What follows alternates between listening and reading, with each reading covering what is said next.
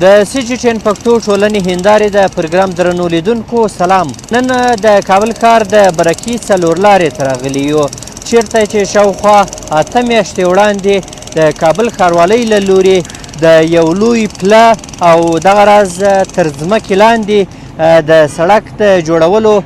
چارې پیل شوې. د کابل ښاروالۍ په وینا له دغه کار څخه هدف او د دغه پله او سړک د جوړولو څخه هدف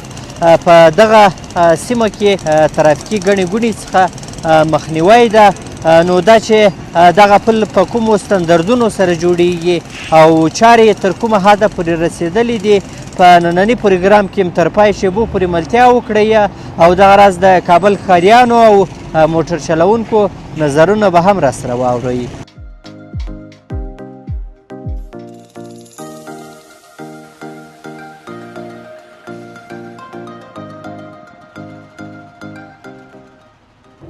د برکي پروژه چې له دوه برخو نه جوړه شوې، لومړی برخه د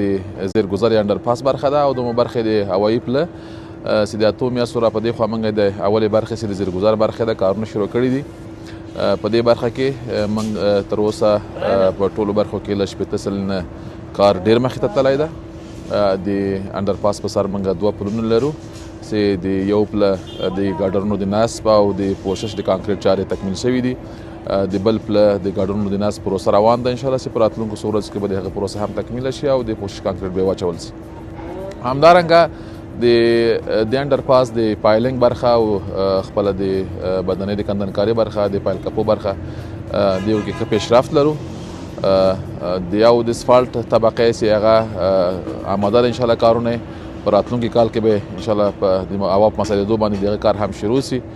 چونکې اوس هوا سړه ده، د اسفالټ کار نه کېږي، نو راتلونکي کال کې به د هغې برخې کارونه هم مخته لاړ شي.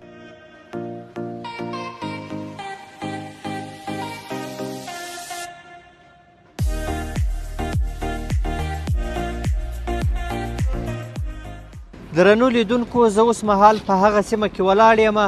چیرته چې د برکي په څلور لاره کې لاندې سړک تیریږي او د دې سړک له پاسه څخه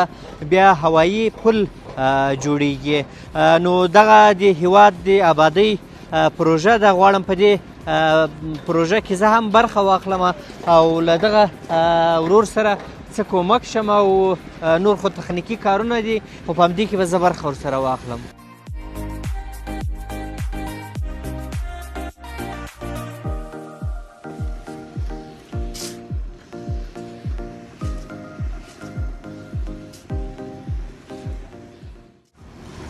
قدرمنو لیدونکو، اوس به تاسې هغه برخې راسره وګورئ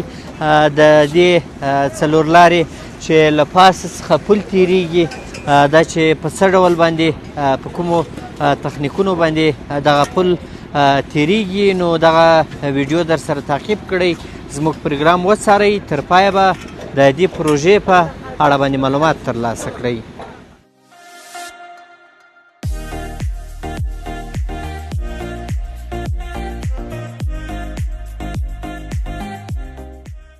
شدو کاروبار کامه شده فرمون اخلم او دلته په لبنیات توزیع کام بنده لار باندې زما ورازمه مخکې خو واقعیت ګڼه ګونه زخت زیات او ځکه ته د جنا منګ تیریدلو من سره خو بیا دغه شدو کاروبارم کوو و یعنی وقت به دغه لحظه که به وقت را باندې زیات تیر شدو خرابوالی هغه به ډیر به تکلیف ورسره. اوس الحمدلله ډیر یعنی فرق کړی ده او خصوصا د بدیل لارې ته کومې د برکي راتو څخه پولم لا نه ده خلاص د بدیل لارې ته جوړې شوي، یعنی ډېر ښه توب راغلی او ډېر هغه ده دا ګڼه ګوڼه ختمه شوې ده او خلک ډېر په راحتۍ ځي او موږ له دولت نه ډېر خوشحاله یو. الله دې دوی ته اجر ورکړي او الله دې دوی همداسې کامیابه لري او شپه ورځ یعنی من ډیر خوشحاله تو گرزو ډیر په آرام باندې. با خدا خوش هستیم، بیروبار کم بشه، سهولت برامون بشه، برای ترافیک های عزیز میشه، برای کلکی میشه. خوش باید باشیم دیگه. هر قدر سهولت در وطن ما باید خوش باشیم. خواست ما ولی آرامی و آبادی کشور ما، دیگه هیچ کدام خواستی نداریم.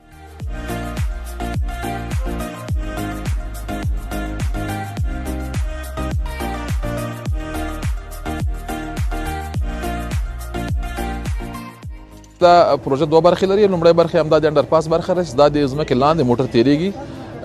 کندنکاري ورته صورت نیولې ده. ټولې 480 متره ده، عرض 60 متره ده، دو طرفه سړک ده، په هر طرف کې 2 لاینه موجود دي. هغه عرضجات چې د باغ بالا خونه غواړي چې د چارای ترافیک خواته لاړ شي له همدې انډرپاس نه به استفاده کوي، او کوم ترافیک چې له دانې باغ خونه د سره شمالي طرف ته ځي له هوایي پله نه به استفاده کوي، چې د هوایي پله چارې هم انشاءالله په نږدې راتلونکي کې شروع کیږي. د دې پروژې د اولې برخې چې د همدغه زیرګذر برخه ده، دې برخې چارې له 80 سلنه ډېر پرمختګ کړی ده، او دومه برخه چې هغه د پولې هوایي ده هغه انشاءالله په راتلونکي نږدې راتلونکي کې د هغه د پایلو چارې هم شروع کیږي. ټول هغه معیارونه او ستندردونه چې په معاصره انجینري کې د انډرپاس او هوایي پلو په برخه کې موجود دي هغه په دې پروژه کې په نظر کې نیول شوي دي، او همدارنګه د کیفیت له نظره ټول هغه مواد چې دلته کاریږي مخکې د سکار سي موادونه سامپلګیري کیږي او د کابل ښاروالۍ په لابراتوار کې ازموینه ترسره کیږي.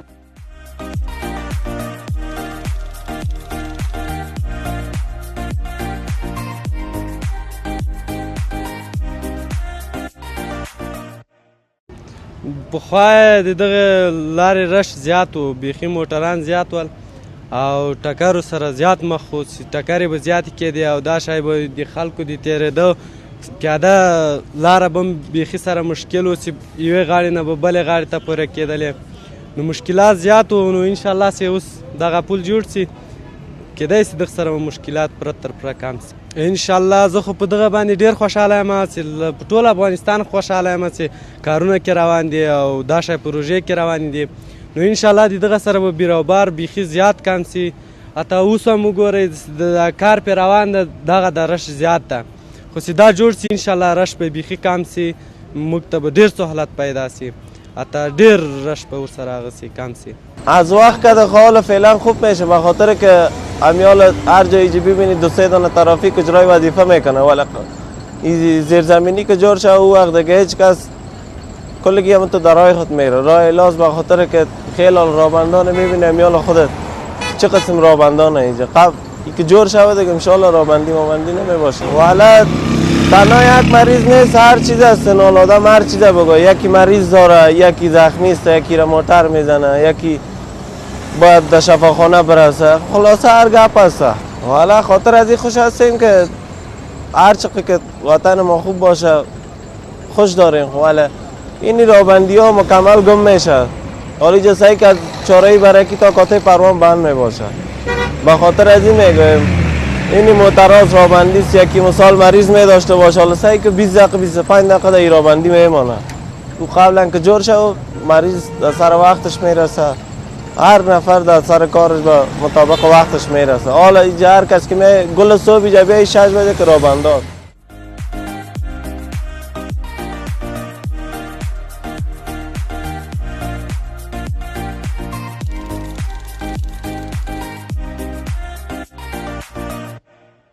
الحمدلله کار چاره‌ای برکی به سرعت داره و پیش میره